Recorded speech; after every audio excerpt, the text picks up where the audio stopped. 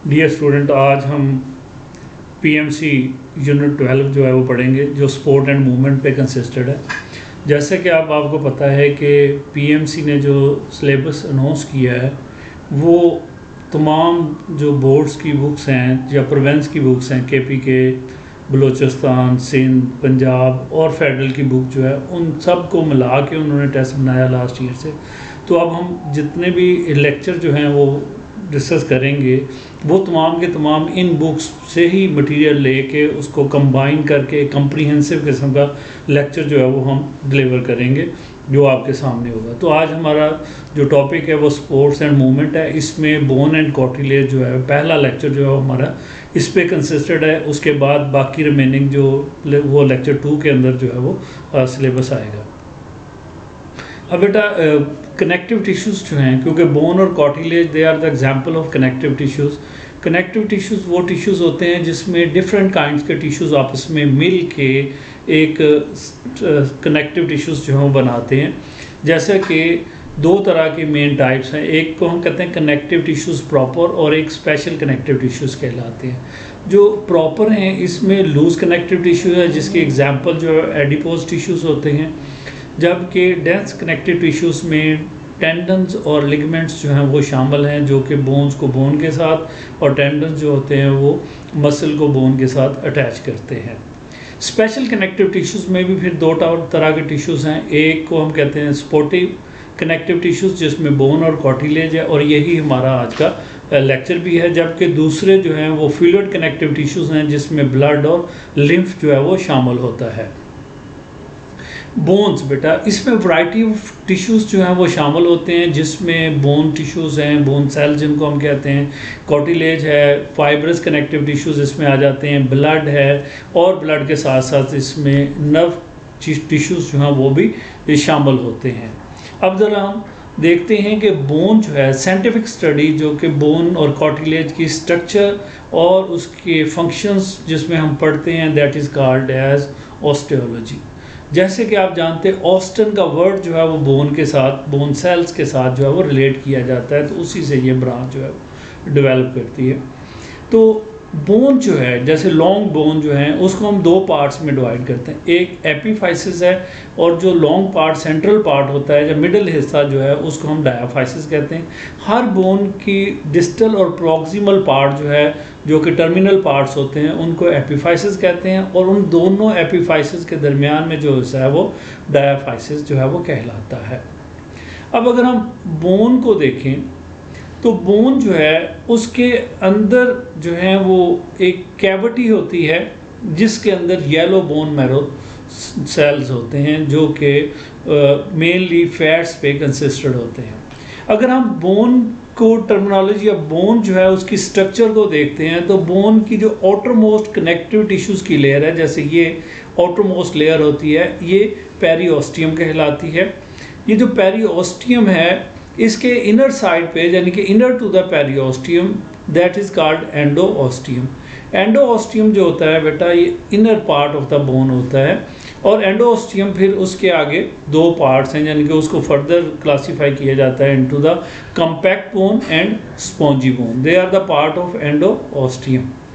अब जो compact bone है that is the peripheral region, यानी कि पेरिओस्टियम के नीचे वाली जो लेयर है उसको हम कहते हैं एंडोओस्टियम, और एंडोओस्टियम के साथ अंदर साइड पे जो कैविटी है उसमें येलो बोन मैरोस सेल्स होते हैं या येलो बोन मैरोस होती है। और इसी तरह से जो एपीफाइसिस रीजन है वहाँ पे जो बोन है वो स्पॉन्जी बोन कहलाती है, क्योंकि इसके अंदर जो है वो स्पेसेस होती हैं, और इन स्पेसेस के अंदर रेड बोन मैरोस होते हैं जो कि ब्लड सेल्स जो हैं उनकी फॉर्मेशन जो है वो करते हैं।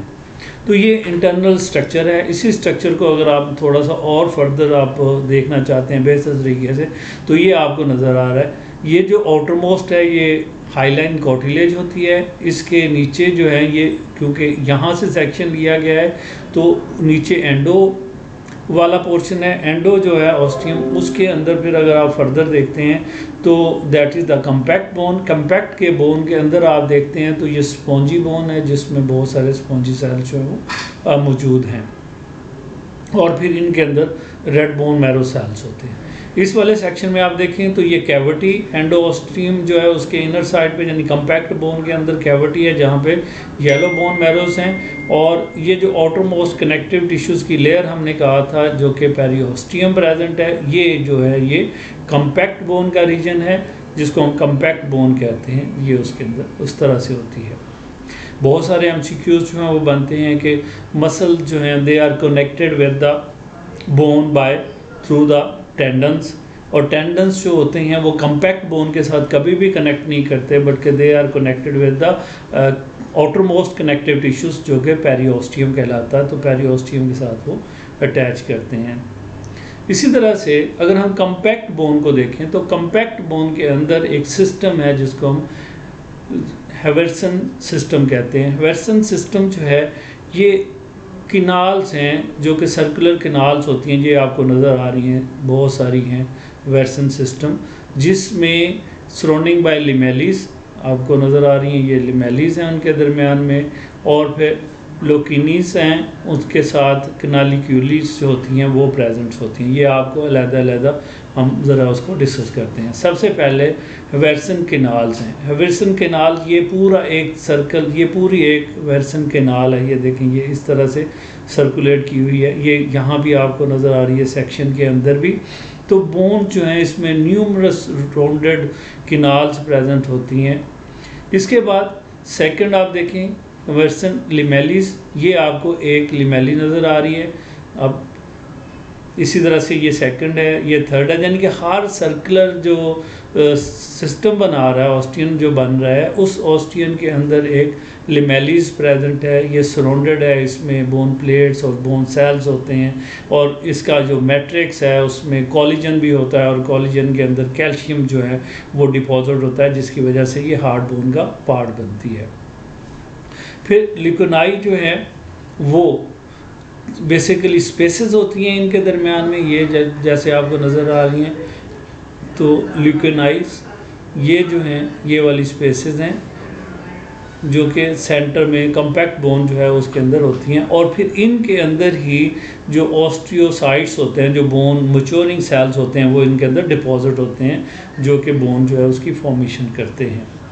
कैनालिक्यूलिस जो होती हैं, कैनालिक्यूलिस जो हैं ये स्पेसेस हैं जो कि इसके अंदर प्रेजेंट होती हैं, और ये रेडिएट कर रही, जैसे ये स्पेस बन रही है, ये स्पेस बन रही है, ये स्पेस, तो इस तरह से ये स्पेसेस होती हैं मैट्रिक्स के अंदर जो फाइबर्स की, और ये तकरीबन आर डायरेक्शन में, ये अगर आप ऊपर से देखते हैं तो ये आपको हर तरह से नज़र आ रही है। ये एक और व्यू है जो आपका हैवर्सन सिस्टम जो है वो आपको नज़र आ रहा है, ये ऑस्टियन भी इसको हम कहते हैं, ये सिस्टम आपको नज़र आ रहा है। ये फिर उसके अंदर फर्दर जो किनाल सब डिविजन्स हैं, ये आपको लिकोनीस जो हैं वो आपको नज़र आ रही हैं स्पेसेस, इनके अंदर ऑस्टियोसाइट्स जो हैं वो डिपॉजिट हैं, तो ये इसका सेक्शन है।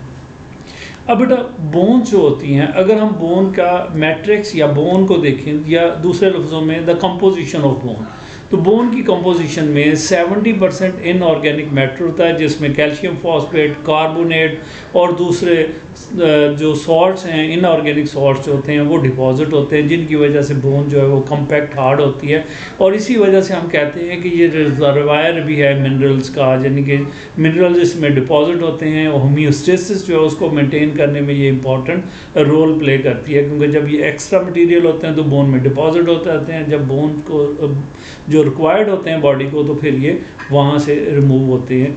जबकि 30% जो है ऑर्गेनिक सब्सटेंस होते हैं जिसमें प्रोटीन्स में ग्लाइकोप्रोटीन्स जो हैं वो इम्पॉर्टेंट होती हैं, फिर कोलेजन जो हैं फाइबर्स टाइप 1 जो है वो इसमें होता है, वो इसके अंदर प्रेजेंट होता है। And there are 3 kind of cells which are related with the bone के साथ सेल्स हैं। सबसे पहले स्टेम सेल्स को ऑस्टियोजेनिक सेल्स भी कहते हैं, यानी कि ये स्टेम सेल्स हैं जिनसे बोन सेल्स जो हैं उनकी फॉर्मेशन होती है। सबसे पहले ऑस्टियोब्लास्ट होते हैं जो कि इमैच्योर बोन सेल्स हैं, इसलिए इनको हम बोन फॉर्मिंग सेल्स कहते हैं। फिर ऑस्टियोसाइट्स होते हैं, क्योंकि बोन फॉर्मिंग सेल्स जो होते हैं ये जो मैट्रिक्स है कोलेजन फाइबर्स, उनके अंदर ये डिपॉजिट होते आते हैं और फिर they transform into the osteocytes. Osteocytes जो हैं ये मैच्योर बोन सेल्स हैं, ये एंजाइम सिक्रीट करते हैं और बोन मिनरल्स कंटेंट जो है उसको इन्फ्लुएंस करते हैं, इस तरीके से बोन जो है वो हार्ड हो जाती हैं। तीसरी सेल्स जो कि बहुत ही इंपॉर्टेंट सेल्स हैं ऑस्टियोक्लास्ट, ये बोन डिजॉल्विंग सेल्स होते हैं और ये बोन रिसॉर्प्शन जो है उसमें मदद करते हैं, यानी कि जो बोन की डीमिनरलाइजेशन है उसमें इंपॉर्टेंट जो है वो वर्क करते हैं। इसीलिए ये बोन्स को डिज़ोल्व करते हैं। कहा जाता है कि इनके अंदर एसिड्स वगैरह होते हैं, सिक्रीट करते हैं, जिससे बोन जो है वो जो है बोन डिस्ट्रॉय हो जाती है, बोन सेल्स जो हैं वो डिजेनरेट हो जाते हैं। तो इसलिए इनका जो वर्क है वो मोस्ट इम्पॉर्टेंट है to the growth and repair of the bone, क्योंकि अगर ये काम नहीं करेंगे तो फिर बाकी काम जो हैं वो टेक प्लेस नहीं हो सकते। कार्टिलेज जो है ये सॉफ्ट स्पोर्टिंग कनेक्टिव टिश्यूज़ है, जो कि बोन्स होती हैं वो हार्ड होती हैं, ये उनकी निस्बत सॉफ्ट होते हैं। इसके ऊपर भी जो आउटर मोस्ट लेयर है, जैसे वहाँ पे आपने देखा पेरियोस्टियम है, तो यहाँ पे पेरिकॉर्डियम जो लेयर होती है वो प्रेजेंट होती है, जो कि दोनों सर्फेसेस को कवर करती है। फिर मैच्योर बोन सेल्स जो होते हैं वो कॉन्ड्रोसाइट्स होते हैं, जो कि ल्यूकेनाइज जो होती हैं, ल्यूकिनीस जिनको हम कह रहे हैं, उनके अंदर ये डिपॉजिट होते हैं और इस तरीके से जो कार्टिलेज है वो बनती है।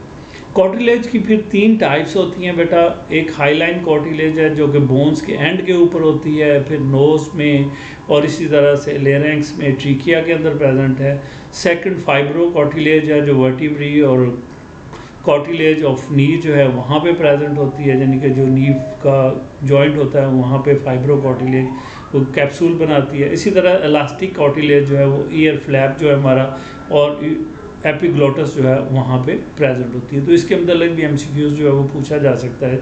जब हम एमसीक्यूज़ जो डिस्कस करेंगे तो फिर उसके अंदर ये सारी चीज़ें जो है वो हम फर्दर डिस्कस करेंगे। ये कंपैरिजन है बिटवीन बोन एंड कार्टिलेज। आपको पता है बोन जो है उसकी रिपेयरिंग फास्ट होती है, कार्टिलेज की रिपेयरिंग जो है वो बहुत स्लो होती है, क्योंकि इसके अंदर ब्लड वेसल्स जो हैं वो प्रेजेंट नहीं है। तो कोलेजन कि अगर हम देखें सबसे पहले तो इसमें डेंसली पैक्ड होती है, बोन हार्ड होती है और इसमें टाइप 1 कोलेजन प्रेजेंट होती है। यहाँ पे लूजली पैक्ड है इसलिए ये सॉफ्ट है बोन की निस्बत, और इसमें कोलेजन टाइप 2 जो है वो प्रेजेंट होती है। मैट्रिक्स देखें तो ये इनफ्लेक्सिबल होता है, और वो इनफ्लेक्सिबल क्यों होता है? क्योंकि इसमें कैल्शियम फॉस्फेट और दूसरे सॉल्ट डिपॉजिट होते हैं। इसका मैट्रिक्स जो है वो फ्लेक्सिबल है, कैल्शियम सॉल्ट जो है वो इसमें अपसेट होता है। 3 तरह की जो सेल से मिलके बनती है, जो भी हमने डिस्कस किए हैं, ऑस्टियोब्लास्ट है, ऑस्टियोसाइट्स है, ऑस्टियोक्लास्ट, जबकि कार्टिलेज जो है उसमें कॉन्ड्रोसाइट सेल्स होते हैं।